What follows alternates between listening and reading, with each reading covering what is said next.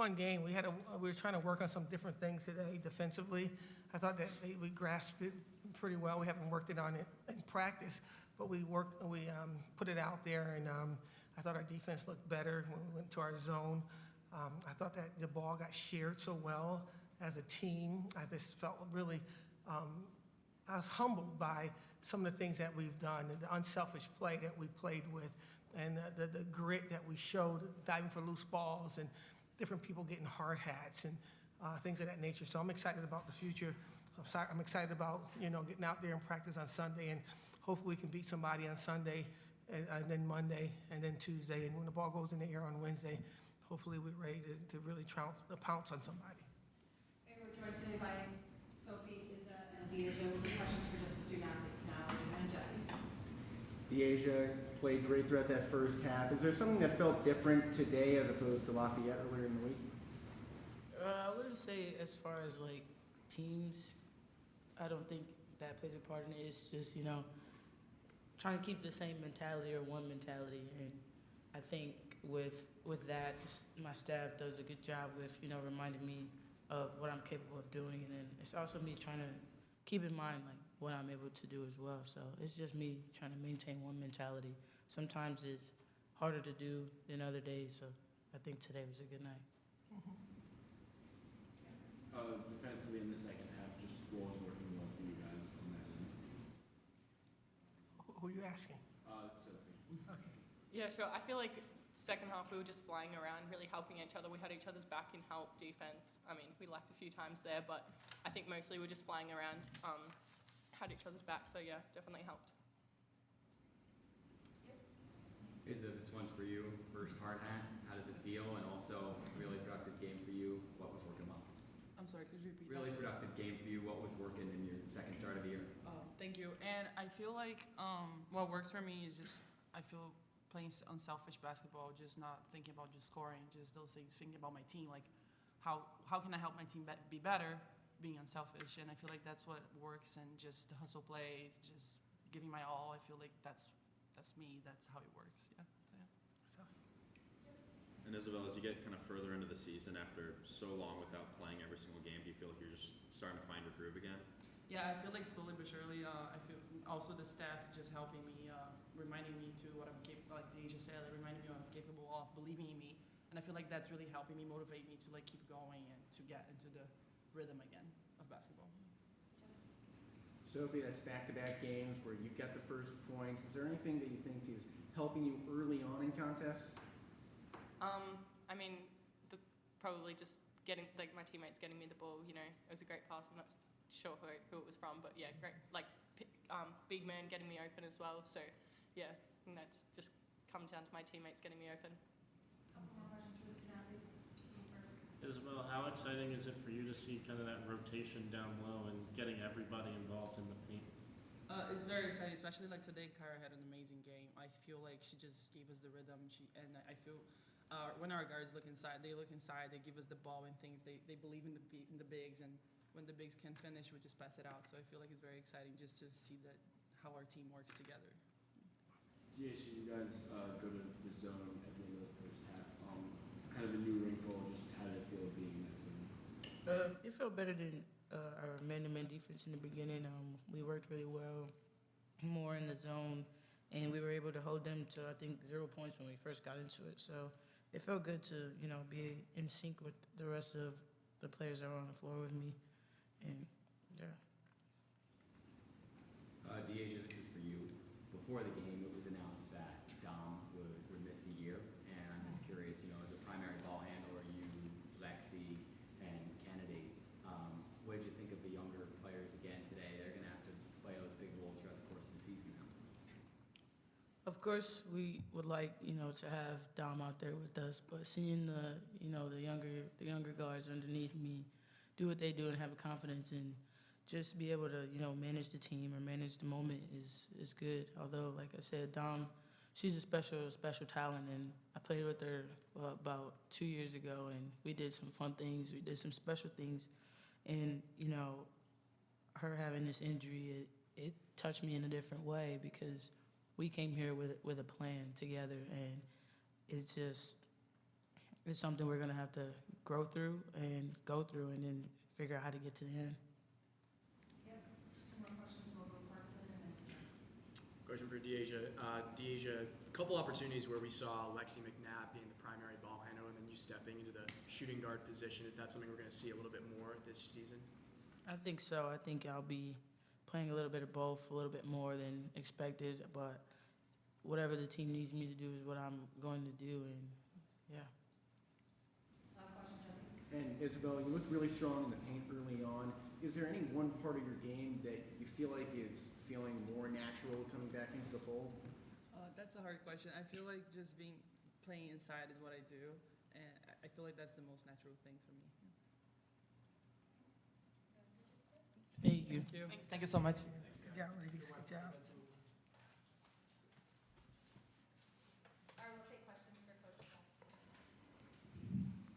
Coach, what went into that decision to switch the zone at the end of that first half? We've just been working on some things in practice just a little bit, and it's the best time to do it up by a few points, like, to see if we can bring it out and just try to fine tune it before we hit some heavy hitters down the stretch, which is Wednesday.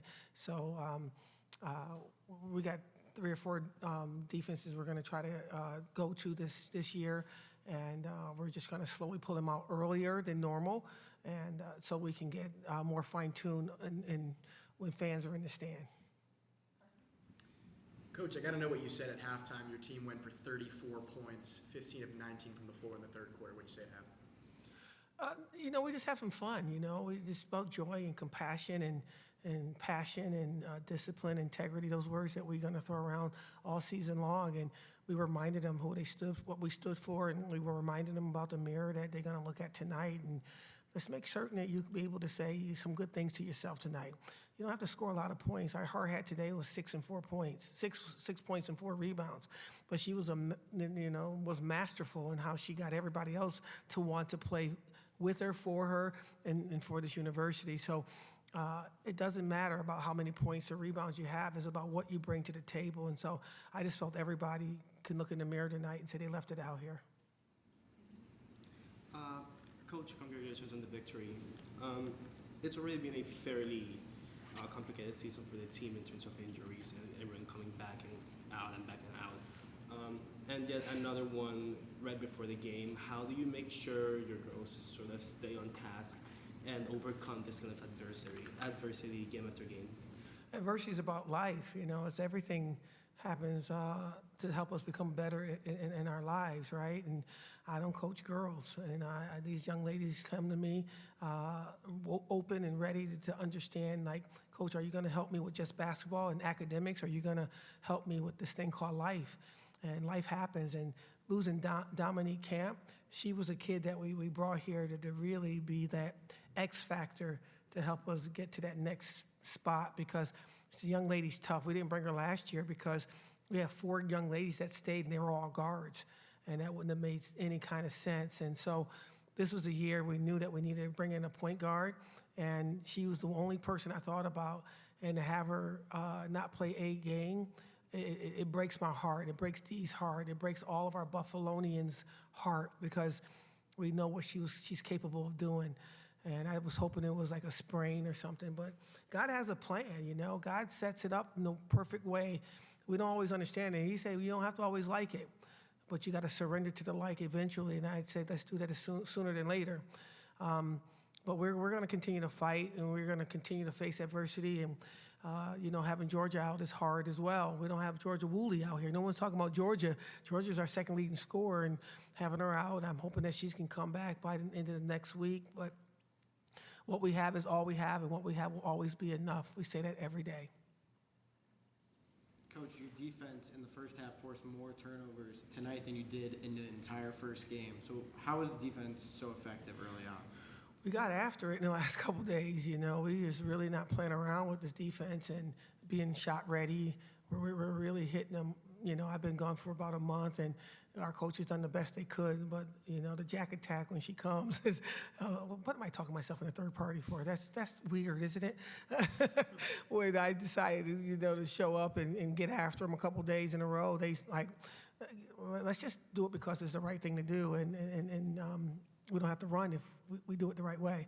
So I think that they understand defense is fun. You know, when you fly around, you know, you got your sister got your back, and we haven't figured out if she's got our back yet because we're too busy trying to stay with our own player. It's our family versus their team. That means that you don't have a player. You just have the person that's near you. Until she's not near you, you can go furthest away. Central Connecticut, 5 of 7 from 3 in the first half. Any concerns there, and kind of what adjustments did you make defensively in this? Yeah, you know, our help side, our strong side is something that we have is uncharacteristic, and our guys our ladies were out there trying to swat every shot, and I don't really care about the stat called block shots. I care about somebody being in front of somebody and make them take a tough shot. And we're going to look at this film and realize that we were trying to swat at things, and then they catch us swatting at things, and they get the ball to the person that's wide open that you just left because you're overdoing your job. And we'll get better. Coach, 28 points from your senior leader, Deasia Fair. What were you talking to her? What was she seeing tonight on the floor? Sometimes she goes out there, and it's hard when great players, you know, they don't want to embarrass anybody or something. I don't know, but she got that charge. When she got that charge, she hit that 40-footer jump shot, and they called the timeout, and she was pissed coming off the court. I just looked at her and said, stay mad. Stay mad for the rest of the game, because in order to really respect the game, you got to play the game with a vigor that people say, you know, I played somebody today. I don't ever want to see her again against me. I'd rather be on her team. And that's what I'm trying to get her to understand. She's just a nice young lady, but I need her to get, you know, that eye of the tiger. Coach, we saw Georgia warming up a little bit just during practice earlier today. What does it do mentally to those players who might feel like they're getting close to coming back from injury but still having to stay off the court? I think that she needs that, you know, sometimes, you know, people like Georgia, myself, Deasia, a bunch of kids, basketball is a drug for us. And they let us touch it and taste it and smell it. That helps our whatever we're going through that much easier to go through. And that, for Georgia, she's the most competitive person I ever coached. And so for her to get out there and lay it up and be a part of it, it's going to make whatever she's going through dissipate just a little bit and get her on the academic strength. You know, she's a 4.0. I don't know how much smarter she can get, but it's going to help her get through academics. It's going to help her have more friendships. Basketball is the thing that she needs to make her life better. And it's good. Seeing her out there today, I had to go back in the locker room. It just made me smile to the point it got too emotional. Coach, one more time, circling back to Dominique Camp and her injury. Who do you expect to sort of step up and take Everybody. over? Is there like a specific player who you expect to get more minutes, or?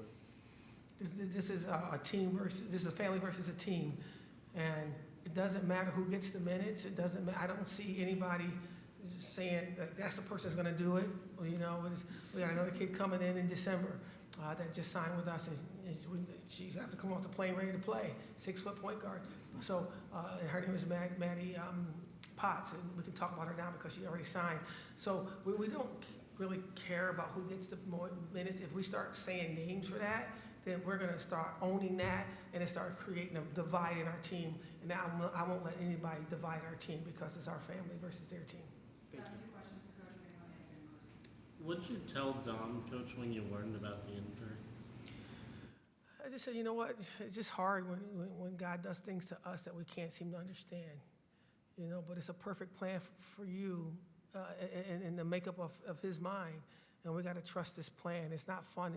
And you can be mad, you can cry, you can you know, throw things, whatever you got to do, but you got to trust this plan. And I know that she wants to coach, so we gave her a clipboard, and we're demanding that she help us with the coaching, especially with Coach KC and the guards. And she's a good kid, and she's understanding as much as she can, but the young lady came here to play, and she's got to sit for a whole year. I don't know how to make it make sense in my head either. So as she's questioning, I'm questioning too, and I know that the answer is going to be perfect at the end. But right now, it's too new and it's too raw, and it sucks. The starting point guard is on the bench for the whole year. I mean, it's like saying Georgia Moore is out for the year. It's like the point guard at Duke. It's a point guard that, you know, she's that valuable to us, and we're going to have to rally behind her and honor her enough and to play at an octane that's uncomfortable for us, just to honor her and make up for what she would have brought here. Coach, talk a little bit about your bench tonight. 32 points, especially Kyra Wood. She had 15 points, 6 for 6 from the floor. We don't really have a bench. We have 8, 9 players we're going to play, and when we get to that 9th person, we're going to the NCAA, and we're going to be a team to be a force to be reckoned with. Most teams got 7 players they play with, and we're flirting with 9 already. And so Kyra's a starter. She just comes off the bench, but she can start. So can Sophie, and doesn't matter one way or the other. And so they don't care, and I don't look at her. Her points are kind of with the starters, and so I don't look at the bench score 32. I look at our team stayed ready all the way through player number 8 and 7 and 8. We got to get 9 and 10 ready to go. Thank you guys for all you do for women's basketball.